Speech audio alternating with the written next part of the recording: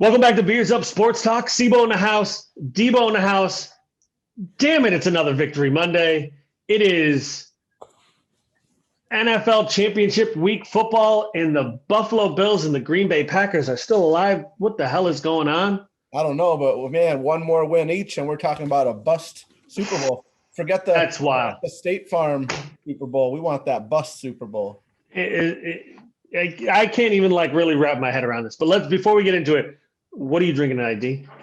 So out of Cambridge, Maryland, from RAR, RAR Brewing Company, I have this thing called Lil Dank. Lil Dank. Lil Dank. It's got a little dank on the can. It is a American IPA with Idaho 7 and Mandarina. I had 3 of them already, not today, but of the pack, and I have been enjoying them. That's what I like to hear. And I am drinking Fiddlehead IPA. Now, I'm just going to say this, talking about it beforehand. This wasn't a beer that they canned pre-COVID. It was only available in draft. I saw it in the beer store on Saturday night and just about lost my mind. No. This beer is one of my favorites. It's beautiful. It's not as hoppy as a lot of the other IPAs, which is why I think I really like it. I love the hops, but not too much. Delicious. No doubt. All right, D. Packers beat the Rams 32-18 to advance to the NFC Championship. Aaron Rodgers plays like Aaron Rodgers. Defense does what it has to do. Take it away. So when we talked about this last week, I was like, oh, it'll be like a 3-4 point game. And I actually, as morning of the game, I was tweeting back and forth with someone, and I actually changed my pick to 32-17. No, 31-17. So it's close. It ended up being 32-18. Yeah, that they looked good. Aaron Rodgers was pretty much on point. He had 3 bad throws. One that he threw out of bounds when MVS probably would have like an 85-yard touchdown. He also almost threw 2 picks at the end of the first half. That could have really changed it was only 3 points that the Packers got out of it, but still that could have really swung some momentum. Right. Probably throws I wouldn't have expected him to try to throw, but because he's never tried to squeak many into tight windows like that, but whatever. It didn't happen. No picks, no harm, no foul. Defense, they did good. They stepped up with Cam Akers. That was really exciting to see them not let them run all over them like Cam Akers did to Seattle last week. And this is a team that is probably right now the best team in the NFC. Like I have been trying to stay away from saying that because I'm trying not to get my hopes up, and me, I try not to jinx the Packers because I have ridiculous superstitions. One being I got a Bakhtiari shirt that I refuse to wear until the season is over. I haven't worn it at all this year, so I won't wear it. But man, this team, I'm excited. Like I can't wait for Sunday. Aaron Jones looks good. I know we're going to break down that Tampa Green Bay game, but Aaron Jones looked good. He's going to be a key to next week.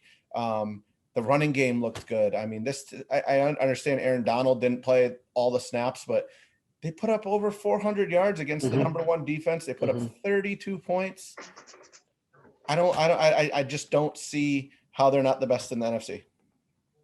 And maybe even the best in the NFL right now, if you're being honest about it. I mean, they kind of dismantled the Rams, and I know again Donald wasn't 100%, Goff wasn't 100%. No cup. I mean, again, but the reality is this time of year, this is what typically happens. It's unique to see teams be 100% healthy, even though I would say that most of the 8 teams that were played this past weekend were pretty healthy. But yeah, I mean, you get what you get, right? Like the Packers came into this game healthy, the Rams weren't, and the Packers came away the winners. Yeah, it's exciting. I mean, you got Jamal Williams looked good, AJ Dillon looked good, and if one of them doesn't work well against the Bucs, they have someone else they can get going. So this is going to be awesome. The Jalen Ramsey, Devontae Adams thing wasn't really a thing. I know. No. Adams only had 66 yards, but he had 9 catches. I mean, he put some dirty moves on Ramsey and made him look silly a couple times. And then did you see the touchdown, the 1 yard one where they ran him across in motion, and then they picked him off on his own defender, and Rodgers was like, yeah, I'm not running this ball. It's going to be a touchdown. Well, and I mean, Rodgers' ability to get that ball out as quick as he can is ridiculous. It's so ridiculous. Yeah, on the Lazard touchdown, someone showed a video of Rodgers like scanning the defense, seeing the safety where he is, and just smile, like knowing I'm going there now. Like, such a great video. I'll have to retweet it and put it up on Bus, but it was such a great video. No doubt. And the Bills-Ravens game, I mean, it finishes 17-3. I'd say the wind played a big part in that. Both kickers missed 2 field goals. You figure they make those, it's 24-19. It looks a little bit different, or 23-19, I guess, or 23-9. I'm sorry. But that Bills defense kind of showed up at the right time. They were the perfect defense for Lamar Jackson. They're fast. They're physical. They were able to kind of slow down the Ravens running attack, even though the beginning of the game looked like it might be a little bit dangerous. And again, that wind helped a little bit on some passes, and it obviously hurt the Bills on a couple passes as well. I mean, I don't think the Bills played a perfect game, but it's about winning and advancing, and they did what they needed to do. They didn't run the ball at all really in the first half, which was a little confusing, but clearly they are sticking to whatever game plan they think is best to beat the other team. And they felt going 5 wide and just kind of taking little bits of yards here and there up the field worked. And again, during the AFC Championship, I'm not complaining. They played great. No doubt. I mean, yeah, it was surprising because I think I texted you. I was like, did they run the ball yet? Like, this was crazy. And it was like a screen pass, and like it was a run, but it wasn't a planned run. Josh Allen. Then it came out in the second half and ran it 3 straight times. And that drive was fantastic to start the second half. Took off like 8 minutes off the clock, 7 minutes off the clock, and then Baltimore comes down with a great drive of their own until Lamar just didn't see him coming over. And that's a bad miss. That's a bad miss. I mean, you look at all the replays that Teron Johnson was staring at him the whole time, saw everything that was happening, and that's just a bad throw by Lamar. The Bills, again, like I'm going to say, they played Lamar about as well. I mean, he got free for a couple of runs and he made a couple of good passes, but for the most part, they made him uncomfortable. I mean, it was like visions of Michael Vick, when Michael Vick used to kind of like run around in the pocket, bounce in, bounce out, look left, look right, spin around, and then eventually throw it. Like, that's great if at the end of that you complete a 6-yard pass. But that's exhausting for a quarterback. Yeah. And if your quarterback's running for your life all night like he was, it's not good. They couldn't hike the ball. The bad hikes eventually led to the concussion for Lamar. I feel bad for him for that. But, like, I don't know. This is one of the few times all year where the defense kind of handled the game. Really weird side note that I hadn't realized, and it might be 13 now, but if the Bills hadn't lost to the Cardinals, they would have won 12 straight. Yes. It's like mind-numbing that the only loss they've had in that time is the Hail Mary. I got to shout out Bills Mafia. I'm sure you've heard that they donated $250K to at least. I think it might even be up over $300K now. Yeah. To Lamar Jackson's fundraiser. Yeah. And then I saw you something about Josh Norman's thing about backing his charity. So one thing about Bills Mafia, they are a great. We talked about it when they donated the $1 million to the hospital when Josh Allen's grandmother died. That's a great fan. Tons of money to Andy Dalton when he beat the Ravens to get the Bills into the playoffs. Yeah, they do it right. And again, we're in the AFC Championship. I'm not complaining. I love it. All right, let's move on to the other 2 games from the weekend. The Chiefs beat the Browns 22-17. Mahomes has a concussion, doesn't have a concussion, sprained neck. Thing in his neck. He might be okay. He's probably going to be okay. Chad Henne almost blew that game. The Browns didn't go for it on 4th down in that 4th quarter drive. I know it was in their side of the 50-yard line. I've just said a lot, but like, it almost is like everybody got sloppy at the end of the game, including the Browns. Yeah. Well, you know what I'll say though, if that Higgins ball, that fumble doesn't go out of the end zone, I think Cleveland has a shot to win that game. Like they were playing they played really good defense on Kansas City. They were starting to figure out that they could run all over them because Chubb was starting to go off. Chubb dropped a couple passes that he shouldn't have that were going to be for big gains. they were in this game. That Higgins fumble, I don't know if you saw it. And I saw it. You do that anywhere else on the field, it just goes back to where you fumble it. You do it at the end zone, it's a turnover. Right, but I'm going to say this because it happened in the Saints game too. Yep. And there was a big conversation at the beginning of the Bills Ravens game about the fact that the Ravens are big at trying to get the ball out. They try to rip the ball out. They try to punch it out. And so I think that's why the Bills were hesitant to run the ball a lot, because Singletary has fumbled a lot in the past. Even at the end of the game, it was TJ Yeldon who ran those last couple of runs, which was really interesting. Maybe they were just trying to get him some run, but whatever. If you are 2 inches from the goal line, you got to hold on to the ball. I don't care. Like, you can't, like, to your point, that's a turning point in the game. And we're going to talk about the Saints Bucks in a minute. That Jared Cook fumble last night is the game changer that might have been the difference in the Saints not making it to the NFC Championship. We're going to talk about the game in a minute, but like, I get it. That's a tough beat for Higgins, but like, you're diving toward the end zone, you hold on to that ball for dear life. I thought that was one of the things the Bills did really good is they didn't try to do too much with the ball on Saturday night. They got the yardage, they got down, and that was it. Go down, reach for the end zone, two-hand, whatever it might be, but like, your point is valid. Anywhere else on the field, it's just out of bounds. But like, you got to be careful around the end zone. And I get it, but it's just it's a crazy rule. Right. I mean, I've never been a huge fan of that kind of diving towards the end zone. Like, if you're getting the first down and you're going to be that far from the end zone, maybe don't have to dive, or maybe reach out the ball like that to even have that happen. Like. You know, and I'm not going to fault Higgins for trying to get a touchdown. No, I'm just thinking that if he goes down, there's a good chance that one of their two-headed monsters is going to run it in the next play. Right. The Browns are looking up. I mean, you have to. I mean, Pittsburgh's looking down. Baltimore's looking okay. The Browns are the team that's looking up. So, I mean, this is a good starting point for them. They won a playoff game. They had a shot. They really did have a shot to win this game yesterday, even if it was with Mahomes going out, which is awful to see. But Kansas City's off to the next one. Right. Exactly. I mean, that's it. And to your point, I mean, I think obviously the AFC North got 3 teams in the playoffs, and I don't think that I'm not as down on the Steelers as you may be, but that's a division that's just going to beat each other up for the next couple of years. Yeah. I mean, I guess it depends on who they have as quarterback. If they bring someone, I think Roethlisberger, he's not as bad as Breeze, but he doesn't have the deep ball as much anymore. He has 3 burners that could catch deep balls. If you stretch that field, that team will be hard to cover. And then the running game is back, because when you are stacking the box, because you can't throw it deep, again, we'll talk about Breeze. It's not hard. It's hard to run the ball too. Right. All right, let's move on to that Bucs Saints game. Bucs beat the Saints 30-20. Brady's back in a conference championship. People were talking about Brady ending Breeze's career. I mean, Breeze throws the picks.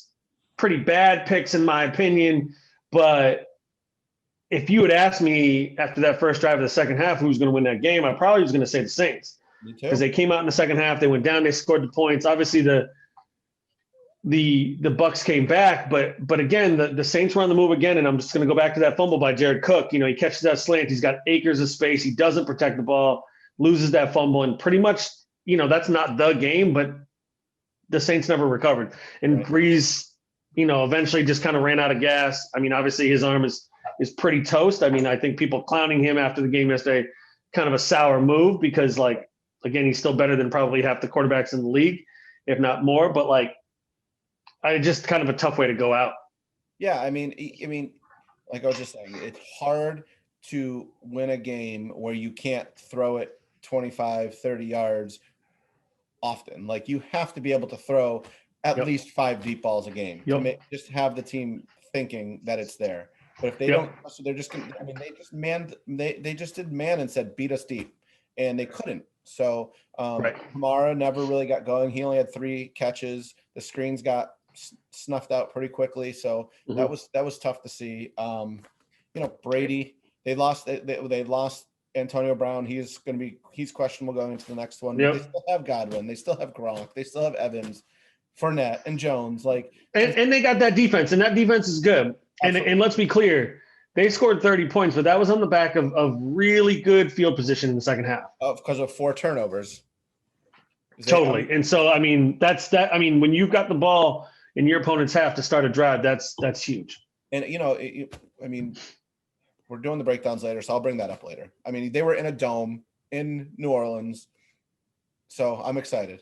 All right, let's do it. Let's move. Let's start with the NFC Championship. We've got Packers, Bucks in Green Bay. This is the NFC Championship that Aaron Rodgers has wanted his whole career in Green Bay. It's the day game, though, right? They're going to play at 3 or so. What do you think, D? So we've seen this movie before. Last year we saw San Francisco, Green Bay, regular season, Green Bay laid an egg, and you're like, oh, they're gonna turn it around. They're gonna figure out what they need to do to beat San Francisco because they can do it. They have the weapons. Nah, that didn't happen. So Tampa Bay did that it was a 38-10 or 34-10 loss to the Tampa Bay Bucks. Granted, it was in Tampa. It's now we're playing in Lambeau. Green Bay's offense is absolutely cooking right now. Like the defense is a completely different defense. Mm-hmm. Teams aren't running on them as well. So, it's hard for me to say that to see Green Bay losing this game. Like, and that's not even a homer pick. Like, I think people are going to say, oh, they got beat. But Green Bay is just the better team. There's more skill players on Tampa, but I think the way they're playing right now, Green Bay, that is, they're just better as a unit than Tampa is. Yeah, Bucks are going to have to play kind of the perfect game. They're going to have to keep, again, I think with any game that you face the Packers, you have to limit Aaron Rodgers' possessions because you give him opportunities, he's eventually going to beat you. Because to your point earlier, he already knows what's happening on just about every play. And so does Brady, don't get me wrong. But like the reality is Rodgers is at home. He's on his home turf. He's absolutely cooking right now. And the only way I see the Bucks having a shot to win this game is if they're able to control the time of possession. But to your point, the Green Bay defense isn't the Green Bay defense of last year. They've got shutdown cornerbacks. They've got some linebackers that can play. And to your point, I think they're the better team and they're going to come away with the victory. I think the running back unit looks better, and that's how you're going to beat the Bucks. Is you have to get them.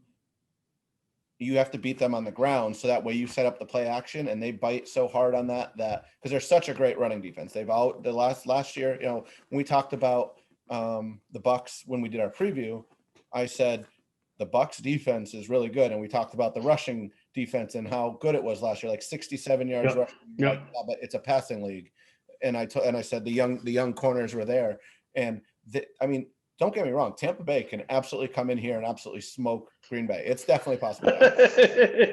Anything's possible, right? I don't see it happening this time. Like I think LaFleur is gonna make the adjustments. He's shown the second half of the season he can make adjustments. The only game he didn't was the Minnesota game they lost because after the Colts game and on they pretty much made the adjustments. So I'm excited. It's supposed to snow. It's supposed to be snowy and 30 degrees. It's currently 78 degrees in Tampa. So, that's going to be a 48 degrees. I'm sure Arians is going to do something. Brady's used to it, so I don't think he'll be affected as much as. No, but I think what you want is you want it to be a game where Brady has to throw 50 times. Yeah. You want him to, again, this team right here is about running the ball and playing defense, and Brady is a very good quarterback, but he's also an old guy, and if he's got to throw 50 times in the cold, it's going to have an impact. I don't care what anybody says. Got to get to him. Got to get to him with the 4 instead of sending a blitz. That's how you beat Brady. We talked about that. Yeah. All right, let's move to the AFC. The Bills will travel to Kansas City for the late game. I'm just going to assume Mahomes is playing. Let's just say he's 100% and he's a go. What do you think, D? So, I feel like I should go Kansas City. I really do. But but hear me out. I'll kill you is what'll happen. Is like no, but I have to be, what's right. I'm trying to be objective here. Right. And right. We've always been that way on this blog or this pod or whatever the hell we are. But so here's my thought is Kansas City granted there was some rust. They were really pushed to the limits with Cleveland. Like I think, like I said, I thought Cleveland had a chance to win that game. Buffalo's offense is better than Cleveland's, and I also think that they are pretty even defensively. If Buffalo might even be better. I think they have the weapons on defense to match up. Maybe not one-on-one all game with Kansas City, but they have great coordinators that are going to put a good game plan together. So, and I want to see them play the Packers. So I think with how much they've struggled, I think the Bills are going to take it. I think that the offense is just, I think your offense, even though I think I'm putting that whole last game on the wind, like they're going to win this game. I'll say this. I think there's a couple things. The Bills played Kansas City early this season and let them run the ball a million times. Yep. And they ran it really well and they won the game. They didn't win by a lot, but the Bills' run defense is so much better than it was at that point in the season. And I think it was clear in that game that the Bills wanted to see if the Chiefs could beat them with the running game. And they did. Now, I don't know if the rookie will be available. Probably, but who knows? He wasn't there last game. Mahomes is a little dinged up. Buffalo's healthy for the first time. Well, not for the first time, but they've been healthy this whole playoffs. Yep. And I think, again, I want to say it'll be a shootout. I don't think it will, just because I think it's going to be cold and who knows what the weather is going to be in Kansas City. But I think the Bills have the weapons to beat this team. I think defensively they're playing very confident right now. Yeah. I think they can match up with the receivers in the secondary. I think their linebackers and their safeties are – I mean, again, the game plan for Lamar Jackson was to keep Lamar Jackson in check, and it worked to a T. The game plan against the Colts, I thought, worked really well. They just gave up some really bad scores in that second half when they were leading by 2 scores, and it made it closer than it needed to be. I just think they know what they're doing. I think their game plans are strong. I think Josh Allen's playing well. He's not making mistakes. If the Bills can run the ball a little bit against Kansas City, I think that's going to really help them. But if there's no wind and no weather, I think it could be a shootout. If not, I think it's going to be a similar game to the Ravens game, just because I think the Bills are going to move the ball like they did. I mean, they moved the ball up and down the field. They just, again, missed 2 field goals, and that defense for Baltimore is pretty good. But I just think Kansas City, I mean, they squeaked out a win against the Browns. And the Browns aren't bad. Don't get me wrong. They're not bad. But I think the Bills are better than the Browns. And I would have welcomed the opportunity to play the Browns in the AFC Championship in Buffalo. But yeah. I say let's just go beat Kansas City in Kansas City. I mean, if Mahomes plays, it's going to be Allen, Mahomes, Brady, Rodgers.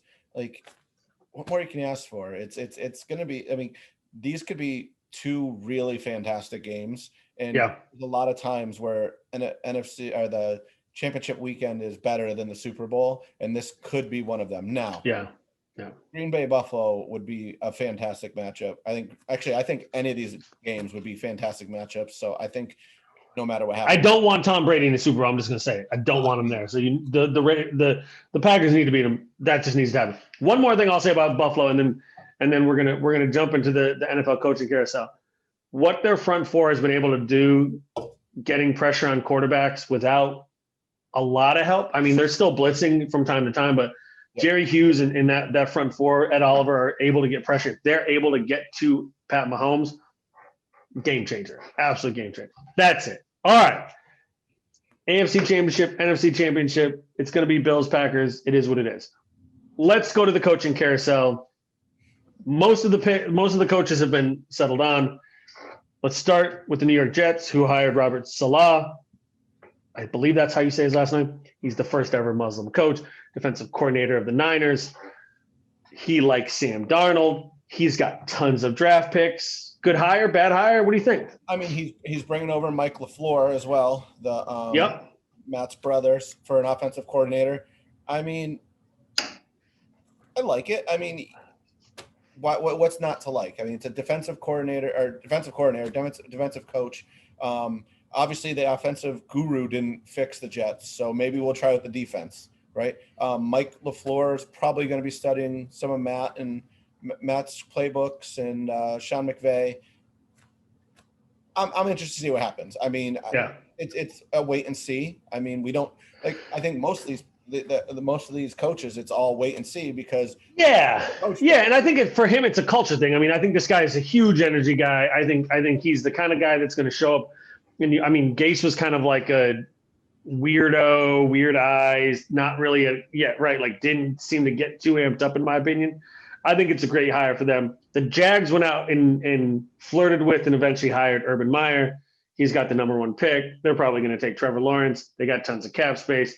I don't really care because Urban Meyer does this. He coaches for 5-6 years, says he has a heart condition, which I know he does, but says he has a heart condition, stops coaching, and then comes back and he's now done it with the Jags. Do you care at all? I mean, cool. Like, I mean, I told you that Jacksonville is a pretty good destination for a coach. They got the first pick. They got other picks. They got good cap room. They have a running back. They have the receivers. I mean, if they can last time he coached in Florida, he was winning championships. So good on him. So I mean, if they can put that defense back together after, I mean, think about it. We're like what 3 years away from 3 years out from them having the best defense in the league, and now they're a lot of those guys are 3 years older. They're not there anymore. But yeah, not anymore, right? Ramsey and Ngakoue, right. All them. So I mean, he's in a really good position. Like, I do think that a lot of these teams that just got new head coaches, that they're in pretty decent spots. I mean, there's no one. I mean, the Jets, fine, they're the Jets, but I mean, you just said it. They have a lot of draft capital. I guess he's going to stay with the quarterback, so he's going to give him one. We'll see. He likes him, but we'll see. We got a conversation about that coming up. The Falcons hire Arthur Smith, so the offensive coordinator from the Titans. Cool. I mean, what's he going to do in 2 years when Matt Ryan and Julio Jones aren't there? That's what I want to know. So I don't like it for that team. I mean, he's an offensive coordinator of a team that ran the ball 642 times. Like, you had the best running back, like possibly the best running back in the game right now, or at least the most physical. Like, that's what you do, right. And that sets it up. I mean, they don't have a running back. They're going to need a running back. They're going to have to draft one or sign one. I mean, Aaron Jones could be available next year. I'll say this. I just think that's the job that I wouldn't want because there are some talented players on that team, but do you reinvest in Matt Ryan and Julio Jones? Probably not. So does he come in and try to trade those guys and move on from them and start it from scratch? And if you do that, like, you don't have a lot. And so good on them. I feel like maybe that was the only guy who wanted the job. Yeah, I mean, you don't think Eric Bieniemy wanted the job? Maybe. You know what? If I was Eric Bieniemy, I wouldn't want that job. Fair enough. I'll be clear about that. If I'm Eric Bieniemy and I'm the offensive coordinator behind Andy Reid and the best quarterback in the league and the best offense in the league, yes, I am picking my pick. And we're going to talk about another offensive coordinator in a few minutes. But let's get through these other hires because, goodness, I don't know about these next two. The Lions hired Dan Campbell. So he is the Saints assistant head coach, offensive coordinator, was down in Miami as the interim, turned down an opportunity to interview for the head coach job a couple years ago. Bro, what the hell? Is this just Detroit being Detroit? I'm not a big fan of that hire. I mean, you should be a big fan because they're in the division, but that's fair. But I mean, as a analyst of football teams, no, you are professional, right? I'm a professional here, but I mean, yes, does it help us? I mean, you never know. Well, again, what are they going to do? Are they going to keep Matt Stafford? I think you just don't. There's so many questions especially now with head coaches, and then we're going to have to worry about what they're going to do with COVID practices, how that's going to work out. And you got 6 teams, whatever, that are going to have new coaches, are going to put new offenses in without any practices. It's going to be crazy. Like, I don't know anything about Dan Campbell at all. Like, okay, he had Michael Thomas and he had Alvin Kamara. Right. And he had Sean Payton. So, like, Sean Payton's been calling those plays, Doc. Like, I don't know. Yeah, if an offensive coordinator isn't calling his own plays, he shouldn't be a head coach.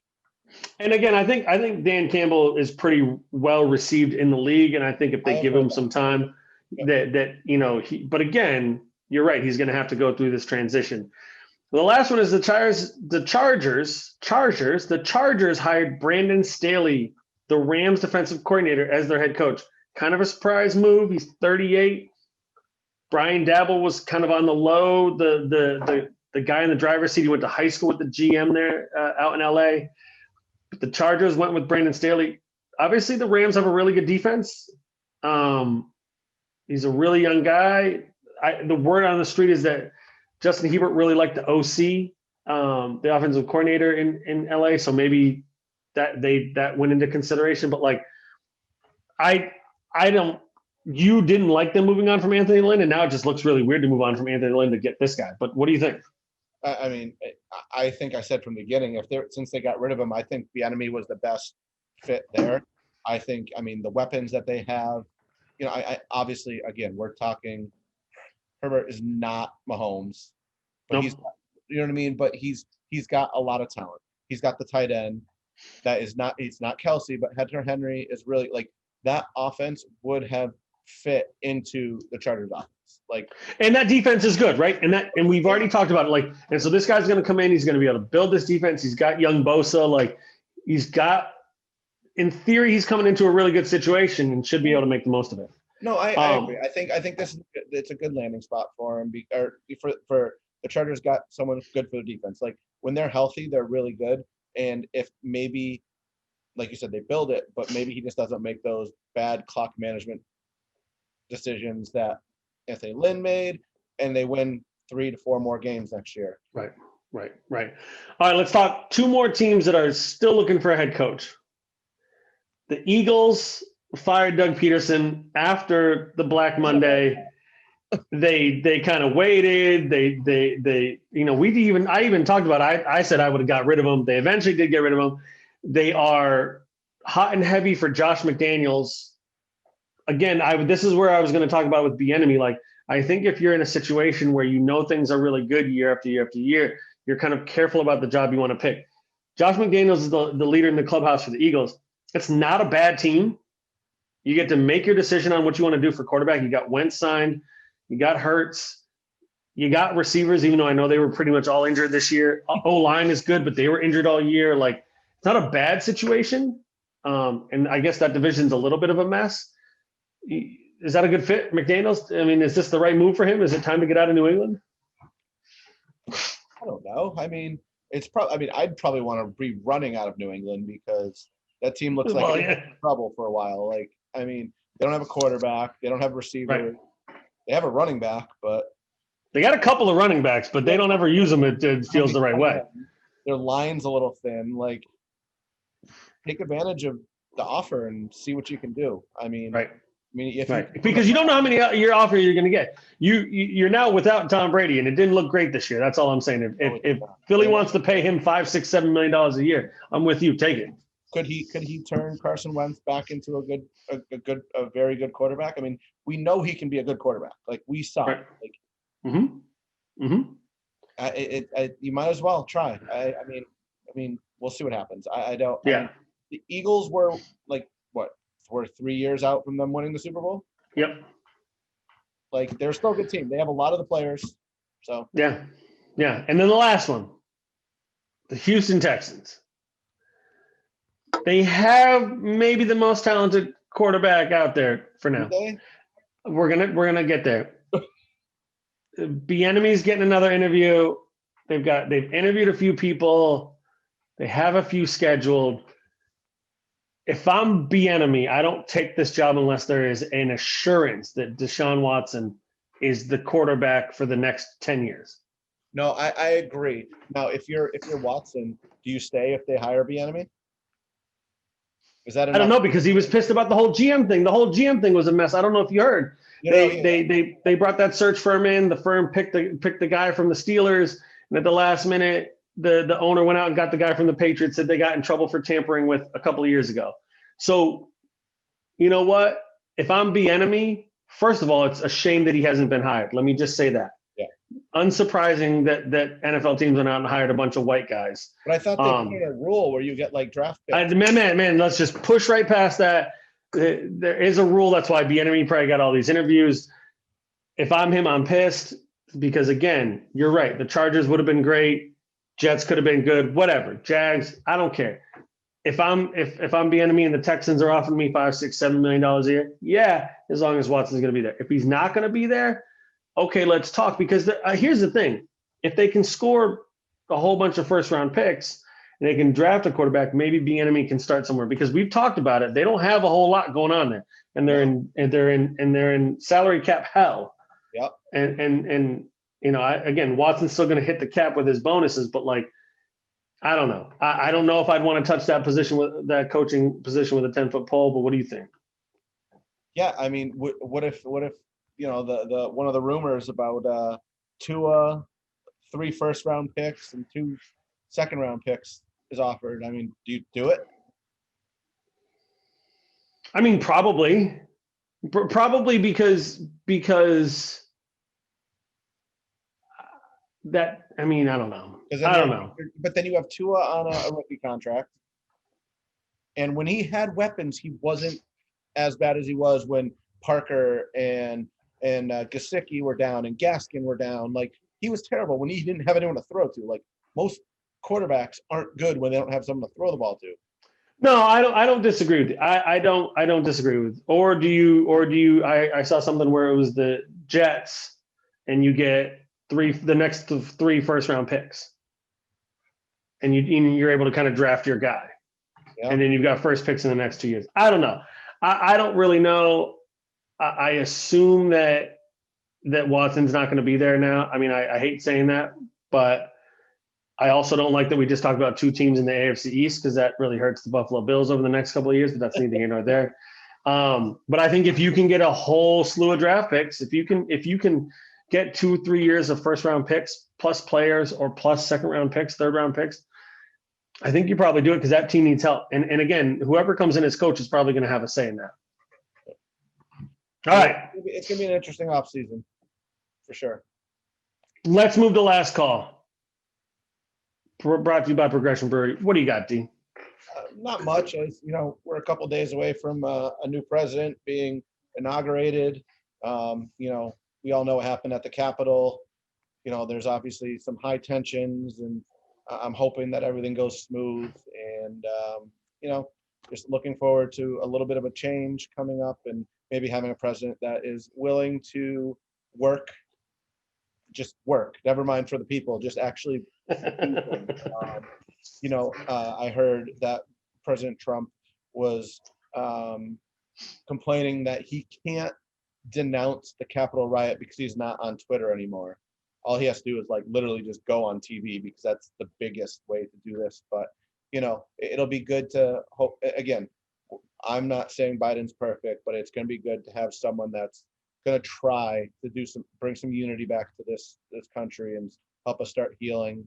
And I look forward to just watching, Kamala get sworn in as the vice and see our first ever female vice president.